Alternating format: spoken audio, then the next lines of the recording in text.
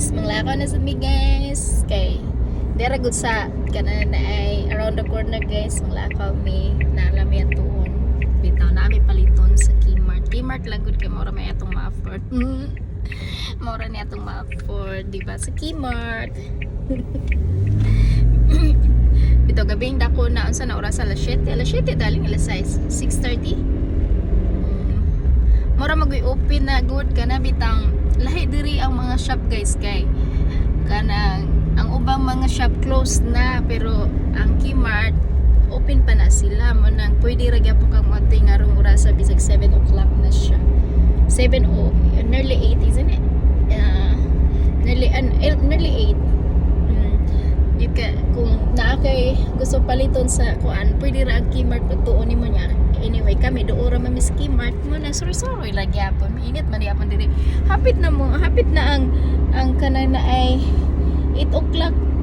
Init man gyapon diri. Mura man gyapon alas 4 sa atuan ni guys. Tarawa od ako kayong init guys, di ba?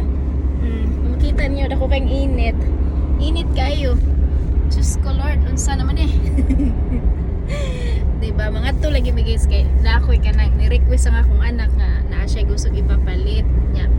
Ni kung hala sige matura mi si mong daddy nga sa Kmart wa man ay problema ko anak kay bisag unsa ra man na nag-request lagi siya na siya gusto ipapalit kay kuan na daw kuno kanang di na siya basta sa iyang kuan na siya gusto yung ipapalit bitaw piyot na daw kuno iyang kuan iyang suoton nga kanang basta mao na to nag-request nya kay kung na siya problema bisag sa Kmart ra kay happy ra na siya basta kay nalang siya masulo mura na importante sa akong anak dili bitaw siya kanang naikuan pilian kabaw na pud siya kung kanang napay pagkapilian niya pero dili siya demanding nara na ako unsay akong gusto nga paliton sa iya di ba